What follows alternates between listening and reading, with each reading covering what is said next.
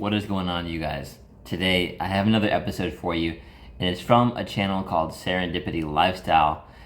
And the title here is Don't Get Caught in FOMO, a guide to financial awareness. And if you don't know what FOMO is, it's fear of missing out. And you might recognize one of the guys on this channel. Let's get into it. Welcome back to the Frequency Show. Before we begin, a quick reminder. Join the Serendipity Lifestyle community. The link is below or in the channel description. It's a space to explore these ideas with others and expand your awareness. Today, we're talking about fear of missing out, or FOMO. Maverick, this idea of constantly chasing the next trend is everywhere. Social media, financial markets, even day-to-day decisions. Let's start with the basics. What's behind FOMO? FOMO thrives on the illusion of lack, the belief that missing out on something means losing a vital opportunity. Social media, marketing, and financial trends amplify this feeling, creating urgency and fear. But FOMO reflects an inner misalignment, not an external reality. It's important to shift perspective and see what's really happening underneath. So basically it's a lack mindset or a scarcity position inside of you, like that reflects that you feel scarce. It's not necessarily a mindset thing. You just feel that way, and maybe you've grown up that way, right? You've been programmed that way, so it's not your fault, but it is your responsibility to change that. 100%, full stop. You can't be a victim about it, right? You have to figure out how to reprogram yourself from scarcity to abundance. And I like some of the examples that they gave there, because the social media one, that's a pretty common one, because people compare themselves to others. They're like, oh, that person seems like they're really wealthy and rich and traveling all the time and blah blah blah. Why aren't I doing that? Why aren't I happy? Basically. And I really like the financial one that he shared, because people do that all the time. Whether it's about buying something or having the next big thing, or even like crypto trading or stocks, because people will day trade, and it's all emotional roller coasters, and they always sell out of fear rather than selling out of abundance. Just waiting it out till they know a good time to get out and sell. So that's a huge one. And people date, because dating is kind of bullshit. People seek someone to complete them, rather than naturally attracting a good partner by just doing what they enjoy. So they spend a bunch of time on dating apps, or looking for people in bars, or just like endlessly seeking, rather than realizing that you're complete and abundant already. Stepping back, what's the bigger picture behind FOMO? FOMO often starts with a misunderstanding of value. For example, fiat currency, paper money, has no intrinsic value. It's worth something only because of collective agreement. Over time, fiat money tends to lose value, often returning to zero. Chasing money in its current form is like chasing a mirage. The bigger picture reveals that real wealth doesn't come from external sources. It starts within. And by the way, it's confetti paper. It's bullshit. They print it. They print money. So that's to show you how much of a joke it is. And by the way, they're making you work your ass off for it while they print it. Who's they? I'm not going to say in this video. Let's just say people behind the scenes, maybe pulling some strings. That's the best I can do for you here. And creating a larger divide between the middle and lower class and the wealthy. That was the biggest upward transfer of wealth happened during Schmovid. So remember that. That is gigantic. You need to remember that. There are certain things going on that are part of certain people's plans in the background. So understand, money is a joke. Become creative with your life. Come up with a plan so you can basically bridge your life right now to your dream life, your vision, your best self. Create money, become a magnet. Figure out how you can become a money magnet, how you can use your talents to help people and create money that way. Attract it to you. That is the key. What would you do if you were a millionaire already? Basically, you were relaxed, something you enjoy doing to help others, or you have a talent at, you can share. What would you do then? Go hard on that. Because that is the way it's going to go. Because I'll tell you this is a little bit of a tangent. As soon as AI takes completely over, they're not going to need most people in most jobs. So now you're going to have to be creative. Because if you're not, you might be relying on, let's say, stipend checks from some outside source. And that's lazy. Like, all I'm going to say is that's lazy. And it's going to set the wealthy apart even more by doing that. And you can really only join the wealthy people. Like, I had this, and I have to say this. I had a comment a while back where this guy was saying, oh, if you come to Jesus, then you'd realize that riches aren't important. And I think he's half right. Half right. Because you're right, money isn't everything. It's a powerful resource that amplifies your character. And it's not evil. Again, it amplifies your character. So if you're an evil dude already, I mean, there it is. But if you're a good person, you want to help others, you want to give back, you want to share, you want to build something meaningful, that's a totally different thing. That's a completely different thing. It's how you use it. Money is a tool. And so what that guy was saying, he misunderstood completely. You know, Jesus was a luxury guy. I know that sounds hilarious, but he turned water to wine. Jesus was abundant. And I'm not going to get all religious on you, I promise. But it's like a funny statement to say. So he was abundant in all these different areas of life. I don't need to go into it, but I think you get the gist. So that's a really good point that he brought up about the currency, for sure. And even as a small one, people operate. Imagine operating your entire life out of survival, fear, lack, scarcity. Like, you're always like, oh, everybody's going out to this place. I need to go out there too. I'm gonna miss out if I don't do that. No. And figure out what's actually meaningful and fulfilling in life. Fascinating. If fiat currency is unstable and essentially an illusion, where does true value come from? True value comes from self-worth.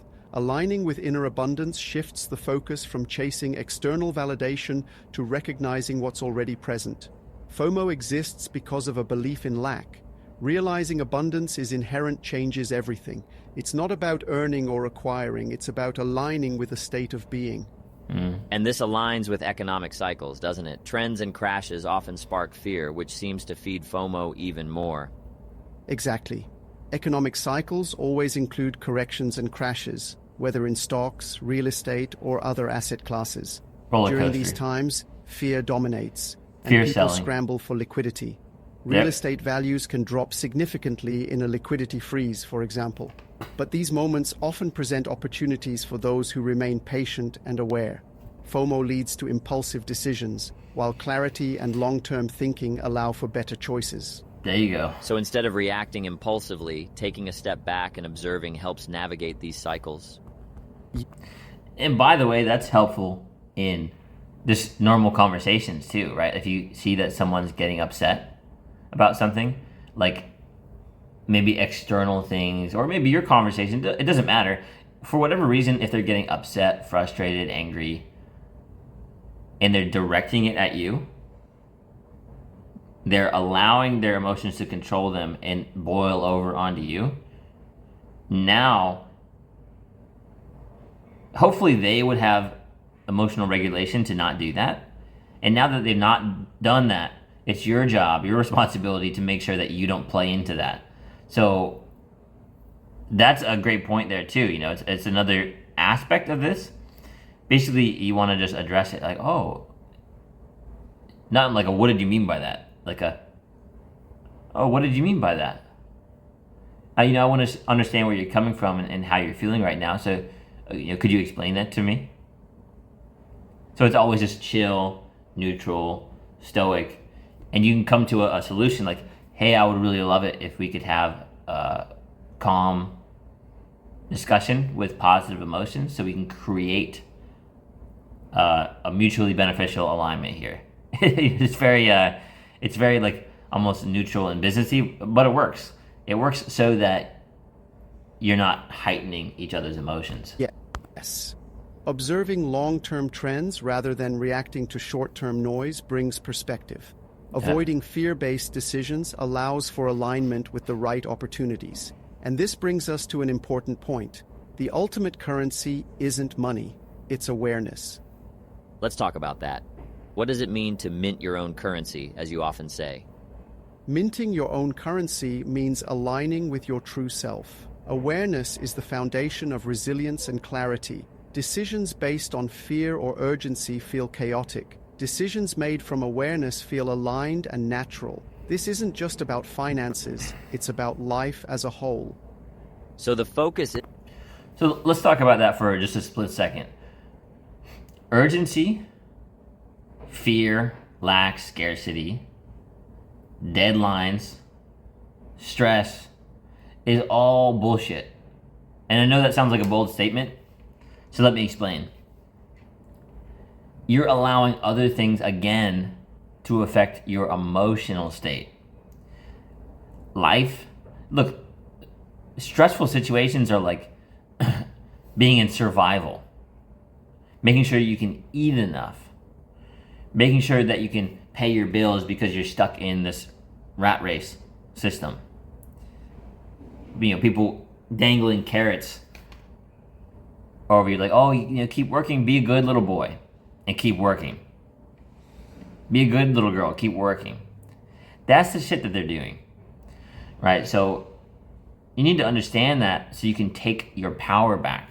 It's not about control, it's about your energy and where you're putting it to be creative. This is super key. And so allowing your emotions to get the better of you, you can utilize them in a good way, and you can also allow them to control you. Because cortisol, for example, is a stress hormone. And when your body's in fight or flight, for maybe any of those reasons, like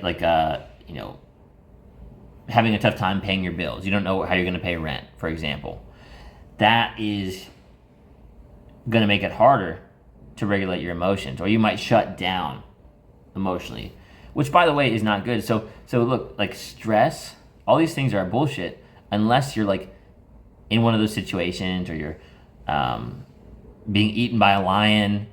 We're not like in the caveman days, unless you're at war, which, I don't agree with war personally. I'm not going to talk anymore about that. I just don't agree with it.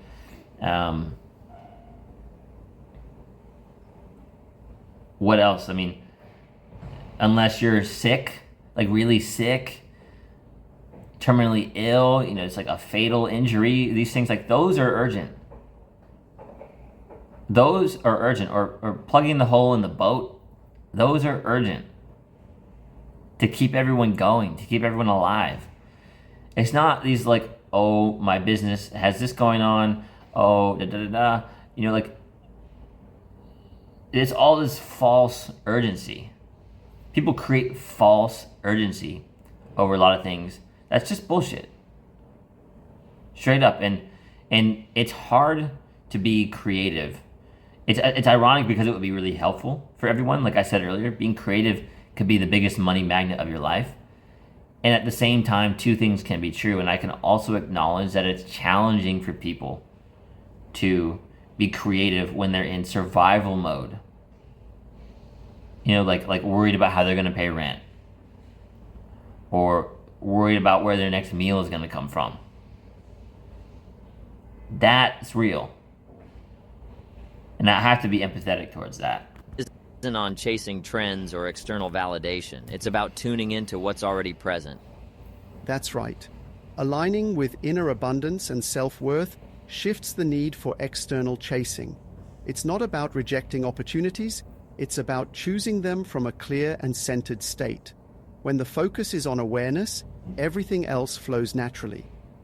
For anyone listening, this sounds like such a freeing way to live. The idea of stepping out of fear and into clarity, whether in finances or any part of life, is powerful. Yeah. It is, Cole.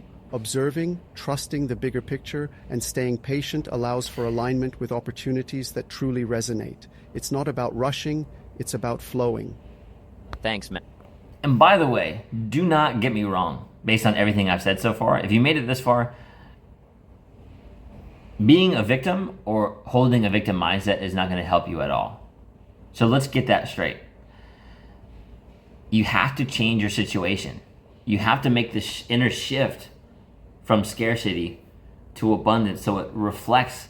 It's not about all these things outward. Everyone thinks it's something outward. Oh, this happened to me, so that's why I can't be rich. This happened to me, and that's why I can't have a good relationship. Wow. No. Those are the outer things. Again, you're allowing the outer things to dictate your life rather than the inner to reflect outwards. I think you understand what I'm saying, because the victim mindset, whatever happened to you, look, I know you might have gone through some shitty things, some hard times, and I'm sorry. Like, I can still have empathy towards that. It can be tough, it can suck, it can blow, right? And two things can be true there. Again, all those things could have happened to you, and now it's your responsibility still to make that shift into inner alignment and abundance. Maverick, to everyone listening, remember, FOMO is just fear wrapped in urgency. Observing and aligning with your inner awareness shifts everything. And don't forget to join the Serendipity Lifestyle community. The link is below or in the channel description. Let's keep exploring these ideas together. Stay tuned to the frequency of FLM, fun, love, and money. Live a lucky life. Oh!